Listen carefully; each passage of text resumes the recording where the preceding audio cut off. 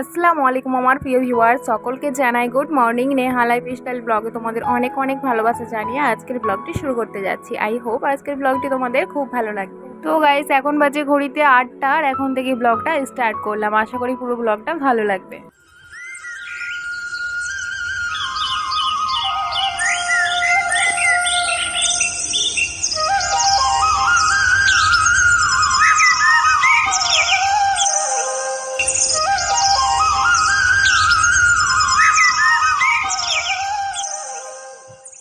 ঘুম থেকে উঠে গেছি আর ঘুম থেকে উঠেই সোজা বিছানা গুছাতে লাগলাম। আমার এটাই রুটিন, এটাই আমার প্রতিদিনের কাজ। তো ঘুম থেকে উঠে আমি কিছুই তাকাই না, আমি সর্বপ্রথম বিছানা গুছাই, তারপরে বিছানায় বসে বসে আবার ভিডিও আপলোড দিই। আর আজকের ব্লগটা একটু অন্যরকমভাবেই শুরু করলাম। প্রতিদিন আমি ঘুম থেকে উঠে গিয়ে আমি ব্লগ স্টার্ট করি, আর আজকে আমি ঘুমন্ত অবস্থায় ব্লগটা স্টার্ট করলাম। আর আজকে আমি বাবার রুমেই ঘুমিয়েছি, কারণ আজকে বাবা ছিল না, বাবা গিয়েছিল মাসির বাড়িতে। তো মা একা ঘুমাবে বলে মা আর আমি একসঙ্গে ঘুমিয়েছিলাম এই ঘরেই।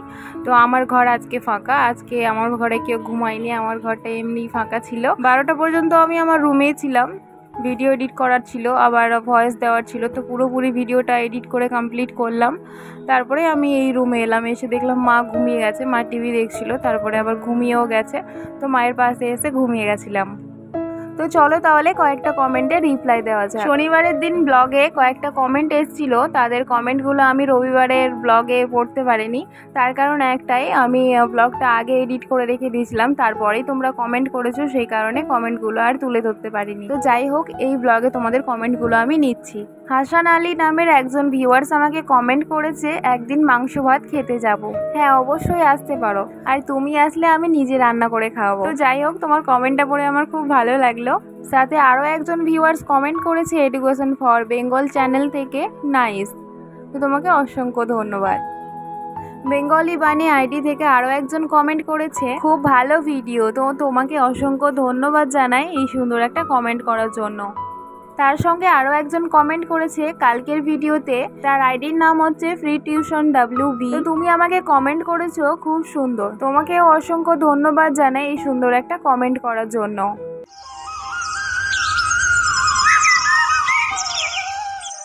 তো ঘুম থেকে উঠে দেখতেই পেলে বিছানা গুছিয়ে নিলাম, আর বিছানা গোছানোর পরে আমি ওখানে বসে আবার ভিডিওটা রেডি করলাম আপলোডের জন্য। ডিসক্রিপশান, টাইটেল, থাম্বনেল এইসবগুলো আমি রেডি করলাম।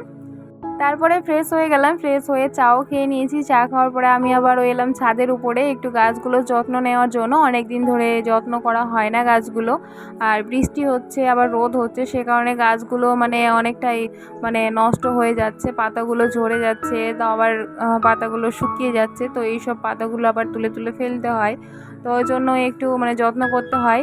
আর এই যে দেখতে পেলে তারা ফুলের গাছগুলো, নয়নতারা ফুলের গাছগুলো, তো নয়নতারা ফুলের গাছটা কিন্তু আমাদের দেওয়ালে হয়েছিল, বাথরুমের দেওয়ালে। তো সেই দেওয়াল থেকে আমি তুলে নিয়ে যে টবের মধ্যে লাগালাম। আর এই যে কচুর গাছগুলো আমি লাগিয়েছিলাম, তো এই গাছগুলো যেগুলো শুকিয়ে যায় সেগুলো আমি ছিঁড়ে ফেলে দিই পাতাগুলো, বা কেটে ফেলে দিই। ছিঁড়ে কমই ফেলি, কেটেই ফেলি।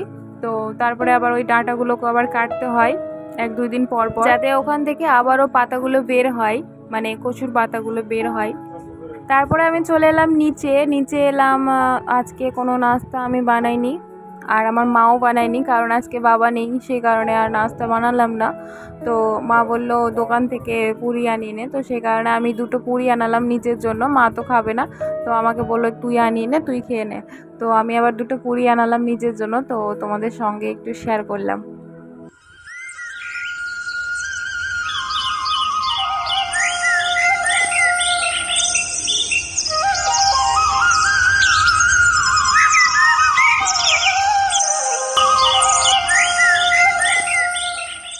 তো আজকের ব্লগটা হয়তো তোমাদের সঙ্গে ঠিক মতো শেয়ার করতে পারলাম না, সমস্ত কাজ বাজ শেয়ার করতে পারলাম না, কিছু কিছু ভিডিও ক্লিপগুলো নিলাম।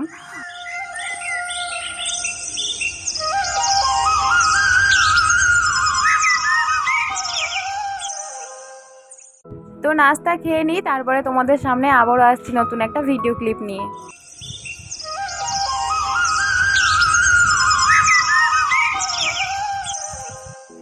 এই যে দেখতে পাচ্ছ আমাদের পেয়ারা গাছটা অনেকটাই বড় হয়ে গেছে, আমার থেকেও হাইটে বড় হয়ে গেছে।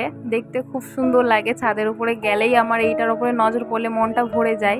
তো গাইস আজকের এই ব্লগটি এই পর্যন্ত। যদি কিছু একটা ভালো লেগে থাকে তাহলে অবশ্যই একটা লাইক করে দিও এবং একটা কমেন্ট করে জানিও।